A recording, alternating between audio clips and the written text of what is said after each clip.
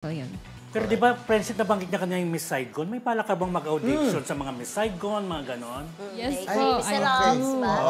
Yes po, I would love to be a part of an actual na established na production na I don't mind naman po whichever production, pero it would be nice to be a part of a professional one para masabi na, for myself na, I really made it. Pero nag-try ka na mag-audition? Yes po, I have tried auditioning on some like Hamilton po and Lion King and yes, Miss Saigon as well. Oh, And so then, ganda ng nangyari? speaking voice niya, no? Ano nangyari sa audition na yun? Yun po, yung Miss Saigon po kasi nangyari po siya in the midst of the pandemic. Okay. And supposedly nasa round 2 na po ako. It's just, paperwork. It's just the paperwork po talaga that Technicality. held me back. Ang hirap ng audition.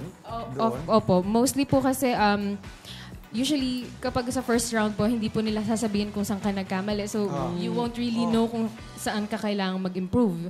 Malalaman mo lang kapag nasa second round ka. Pero yes po, napaka-challenging ng field. Saan yan na Miss Saigon? Saan part ng Miss Saigon yan? Di ba may may UK, di ba merong UK? Sa Guam po. Sa Guam. Pero sa UK, di ba si Rachel Ann Go? Sa Hamilton po yun. Hamilton siya. Apo. Oo, si Gerald... Sa London yata si Gerald Santos? Yes po. Gerald Santos.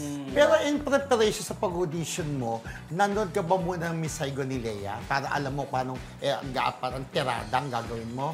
Yes po. As much as possible po, kung makakahanap po ako ng maraming references, magre-research po talaga ako about it. So, marami po ako nakitang mga Broadway and West End artists that did the role before. So, yun po. Puro research po. So, yun.